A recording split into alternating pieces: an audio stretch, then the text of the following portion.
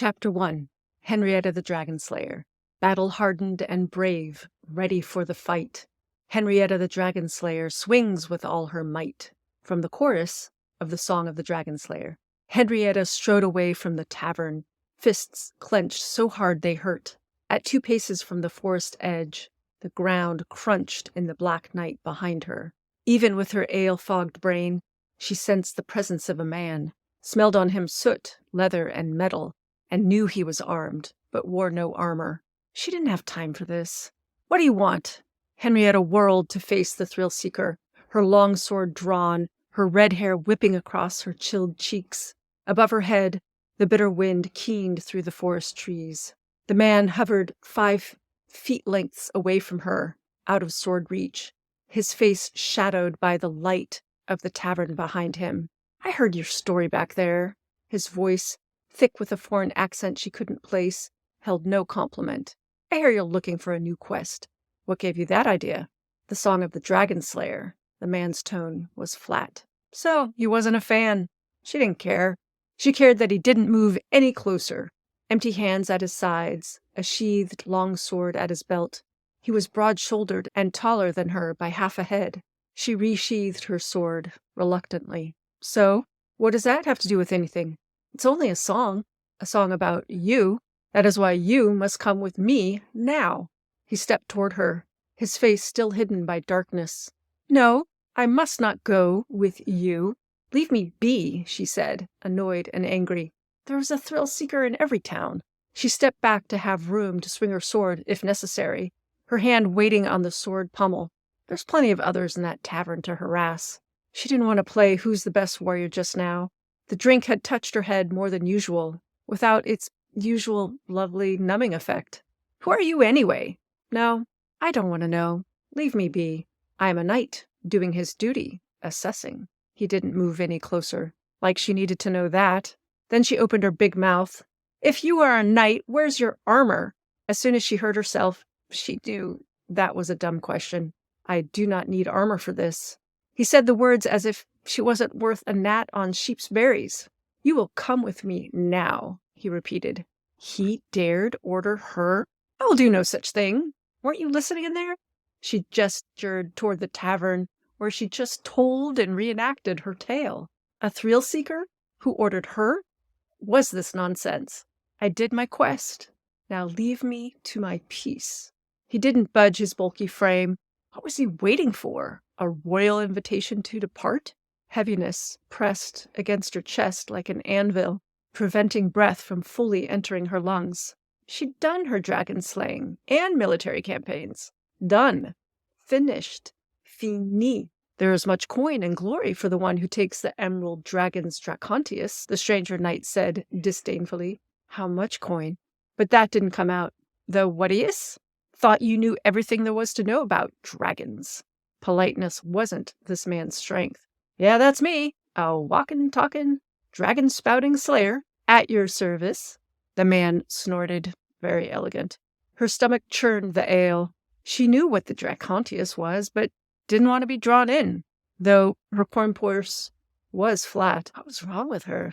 "Listen, can we talk in the morning? I need to..." Henrietta gestured to the woods. Her need wasn't that urgent, yet.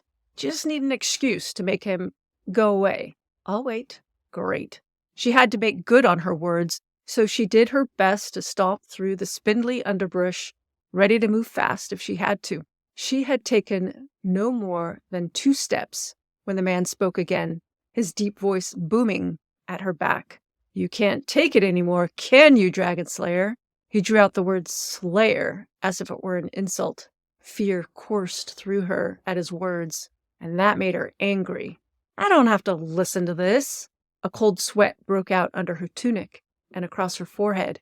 She shivered, but kept walking, her greatcoat and hat back in the tavern. "You can't do it," he repeated louder. "You have grown soft, weak. That is what I told my king. You are but a shadow of your former self, if you ever were that dragon slayer. I don't think you killed the fire dragon of Britham's Keep after all. Your story back there was all show. It was your so-called partner who did the deed, and you stole his glory." Henrietta froze. She brushed away what little truth he said and focused on his lies. Anger burned through her body and gave her strength. She turned and stomped back toward the knight. My partner was a she, but what do you know? I don't have to listen to your insults. You don't have it in you, he said again, holding his ground. A fool's errand I was sent on. But duty is duty. He spat. Enough. It was time to show this disrespectful knight who it was he insulted. She didn't have the advantage of the light, but she was fast. She feinted toward the trees as if to walk away again. As she feinted towards the trees as if to walk away again, she grabbed the daggers from her belt and slammed them into the frozen ground at the man's feet, neatly slicing boot leather, hopefully hitting a toe. He didn't say a word, but clapped slowly, mocking her, probably smirking. She couldn't tell. The night shadows still covered his face. Fine, show's over, Henrietta said, leaning down for her blades. As soon as she did so, she knew she'd made a stupid mistake. For once, she really had had too much ale. He dug his huge hands into her shoulders, trying to knock her down. The fire of rage washed over her. She ignored the pain and stepped backwards, slipping out of his grasp, to headbutt him in the stomach. He fell to the ground with an oomph. She had a dagger at his throat before he could open his eyes. She pressed hard, but not enough to draw blood. He got the point. No pun intended. He glared from his position flat on his posterior. She glared back. Did I pass your test? She let up the pressure on his neck, but didn't remove the dagger. At least he wasn't sneering anymore. For the briefest of moments, the knight scrunched his face in pain. The tavern's meager light showed her a warrior's beat-up face, full of picturesque scars, browned from sun, and the angled dark eyes of an islander glaring at her. Even with his scars, the knight looked younger than he sounded, perhaps only 5 or 6 suns older than her 17. He was from the rocks, or the Oro Islands, as the islanders called it, far across the western sea. The second one she'd met that evening. The first one being the jester who'd paid for her ale and dinner in the tavern. Satisfied for the moment that he wouldn't test her again, she stood and sheathed her dagger. Not bad for a woman, he said. Then he stood and stepped back, barely hiding a limp from the knife wound to his foot. He didn't bother to brush off his fur cloak. Your partner just got lucky. I still don't think you're capable. No woman is. But the fight didn't sound so strong in his voice now. Well, you're obviously wrong, she said, and turned to leave. Just then, the back door of the tavern opened, and that is where I will stop today.